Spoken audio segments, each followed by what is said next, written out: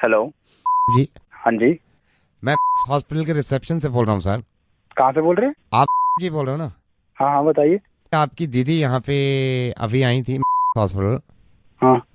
Reception से वो जब स्टेयर्स उतर रही तो उनका पैर फिसल गया और वो थोड़ा सा स्लिप हो गई, तो मुझे लग रहा है इनके हेयर लाइन फ्रैक्चर है। और वो अभी मैं तो यहाँ पे आया हूँ और वो वहाँ पे हैं दीदी। आप तकलीफ काफ़ी है उनको, तो मैंने कहा मैं आपको इन्फॉर्म कर दूँ। नहीं, एक मिनट। गिरी है वहाँ पे? आपकी दीदी हैं, वो रोते हुए बता रही थी कि भैया को फोन कर दो, तो मैंने अपनी हाँ। मोबाइल से किया है। उनका मोबाइल उनके पास है, उसमें भी पता नहीं क्या प्रॉब्लम हो गई, सिग्नल विग्नल जा रही है ना, वो भी गिर गया था। मैंने इसलिए नहीं किया फोन के आप पैनिक करें, आप परेशान मत होना। लेकिन ये है कि आधा पौन घंटे से वो अभी चिल्ला भी रही है, क्योंकि हेयरलाइन फ्रैक्चर मेरे को लग रहा है छोटा मोटा है उनके। तो दीदी है कहाँ पे अभी? अभी वो रिसेप्शन पे ही बैठी हुई हैं, 1.5 घंटा पहले गिरी हूँ, ये रिसेप्शन पे बैठ के रो रही है बहुत तो तेज। रिसेप्शन पे क्यों बिठा रखा है? तो अंदर लेके जाओ ना। मैं अंदर तो नहीं ले जा सकता सर उनको अभी। अरे क्या पागल आदमी है, तो फोन क्यों कर रहा है फिर मुझे? तो अंदर एडमिट कराना मेरे भाई। सर रजिस्ट्रेशन के 1,000 रुपए लेते हैं ना ये लोग। भाई बड़ा आदमी है तू। और कोई लोग वोग नहीं है वहाँ पे? एडमिनिस्ट्रेशन नहीं है तुम्हारा हॉस्पिटल का वहाँ पे? अभी तूने फोन किया, मैं आके साले 2,500 रुपए दे दूंगा। अभी काम तो शुरू करो ना। नहीं सर, मैं नहीं ले जा सकता वहाँ पे, 1,000 रुपए रजिस्ट्रेशन लगते हैं ना सर, इसलिए मैं बोल रहा हूँ आपसे। पागल हो गया क्या बहन? तू 2,500 ले लियो। मैं अभी तूने फोन किया, मैं पहुंचने में टाइम लगेगा ना, तो उनका काम तो शुरू करवा, मैं आ रहा हूँ। 2,500 रुपए दे दोगे आप? 2,500 रुपए मारूंगा तुम्हारे मुंह पे साले। हजार कंफर्म की बात करने कर से रहा है। पहले ही मारोगे आप? अबे क्या कंफर्म? कि ये जो कॉल करी है मैंने, ये जेन्युइन भी है या नहीं, जो आप 2,500 रुपए फौरन देने के लिए बात कर रहे हैं? कहाँ से बात कर रहा है तू? आई एम सो सॉरी जी। आप सबसे पहले तो इस बात का इत्मीनान रखें कि आपकी दीदी गिरी नहीं है। और मैं कहाँ से बात कर रहा हूँ? मैं रेडियो मिर्ची से नवेद बोल रहा हूँ। अब ये क्यों बात कर रहा हूँ, प्लीज़ मेरी इस बात को समझिएगा। मेरी दीदी ठीक है कि नहीं है? आपकी दीदी बिल्कुल ठीक है। क्यों फोन किया है मुझे? जब मैंने फ़ोन किया तो आपने कंफर्म नहीं किया कि ये 2,500 रुपये जो ले रहा है ये इंसान, ये जेन्युइन भी है या नहीं। लेकिन तकलीफ में थे आप और परेशानी में थे, तो 2,500 रुपये आप मेरे मुंह पे मार रहे थे। एक एनजीओ है, इन्होंने ये लिखा था परसों कि नेपाल में जो अर्थक्वेक आया है वहां के जो लोग परेशान हैं उनके लिए डोनेट करना चाहते हैं, तो हमें कांटेक्ट करें। और आपने नीचे कमेंट में ये लिख दिया कि ये सब झूठ है, इस तरह के धंधे बंद करो, मुझे मालूम है सारे पैसे कहां जाते हैं। आपने कमेंट में ये तक भी लिख दिया, ये मेरा नंबर है, मुझसे पैसे निकलवा सकते हो तो निकलवा के देखो।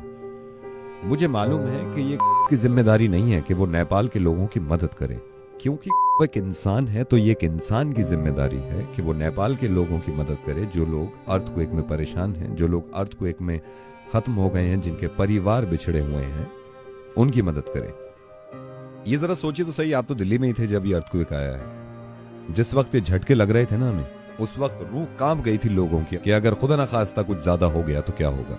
ये हम सबको मालूम है कि हम नेचर से, कुदरत से लड़ नहीं सकते। ये किसी के हाथ में नहीं था अर्थक्वेक रोकना, लेकिन हम सबके हाथ में है उन लोगों की मदद करना, चाहे वो दुनिया में कहीं भी हों, जो इस हादसे का शिकार हैं, जिनको मदद की जरूरत है। ये मैंने पता किया है नेपाल फोन करके, वहां पे बहुत सारे छोटे बच्चे ऐसे हैं जिनके माँ बाप मलबे में दब गए हैं और मर गए हैं। आपको मालूम है वो बच्चे अपने माँ बाप तक को याद नहीं कर रहे, क्योंकि भूख लग रही है उनको, क्योंकि खाना खाना है उनको, क्योंकि चोट लगी हुई है उनको।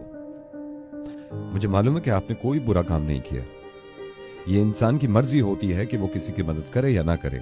लेकिन कम से कम एक ऐसा एनजीओ जो कि ऑथेंटिक है, जो कि नेक काम कर रहे हैं, अगर वो लिखते हैं कि नेपाल के लोगों की मदद करें, तो अगर हम उनको बढ़ावा भी नहीं दे रहे तो कम से कम ये तो ना करें कि हम ये लिख दें कि झूठ बोलना बंद करो और अपने आप पैसे कमाने बंद करो। एक बात सोचिए जरा, जब अर्थक्वेक आता है या ऐसी कोई परेशानी होती है, तो मेरे हिसाब से सबसे करीबी जो है एक दूसरे की मदद करने के लिए वो पड़ोसी होता है। आपके फ्लैट के बराबर वाले भाग के आ जाते हैं कि आप ठीक ठाक हैं या नहीं। तो ये भी पड़ोसी है नेपाल, और जरूरी नहीं है कि पड़ोसी हो, दुनिया में कहीं भी इंसान अगर परेशान हो तो हमें मालूम है कि हमें मदद करनी चाहिए, और आप करते हैं। लेकिन आपने थोड़ा सा गलत किया कि इस तरह का कमेंट लिख दिया कि आप पैसे कमाना बंद करिए। हो सकता है दुनिया में इस तरह के लोग हों जो इनके नामों पर पैसा कमाना चाहते हैं और खाना चाहते हैं, तो उनके अमाल उनके साथ हैं और उनका जवाब इस चीज का देना होगा। लेकिन हम ये सोचने लगे कि सारे ही झूठे हैं और कुछ करें ना, तो अर्थक्वेक की कोई खास दुश्मनी नहीं थी नेपाल से। वो दिल्ली में भी आ सकता है, हिंदुस्तान में भी आ सकता है, दुनिया में किसी भी जगह आ सकता है। फिर हम ऐसे ही मोहताज होंगे खुदा न खास्ता मदद के, और अगर वो इसी तरह इग्नोर कर दें तो बहुत तकलीफ होगी हमें और हमारे बच्चों को। जरा इस बात को सोचिए कि एक हेयरलाइन फ्रैक्चर से कितनी तकलीफ होती होगी किसी को, जिसकी वजह से आप इतने परेशान हो गए। अर्थक्वेक में किसी का दब जाना और मर जाना, इससे ज्यादा तकलीफ की बात हो नहीं सकती उनके लिए जिनके घर वाले बच गए हैं और वो देख रहे हैं कि लोग कैसे मर रहे हैं। I am sorry Naved. अब मैं आपसे मदद चाहता हूं, आप डोनेशन की शुरुआत ऐसे करें कि इस चीज को इतना फॉरवर्ड करिए कि किसी के जहन में अगर नहीं भी है उनकी मदद करना, डोनेट करना, तो वो मजबूर हो जाए और उसको एहसास हो कि लोग परेशान हैं। प्लीज इसको शेयर करिएगा। खुश रहिए, हिफाजत से रहिए और दुआ करिए इस वक्त नेपाल के लोगों के लिए।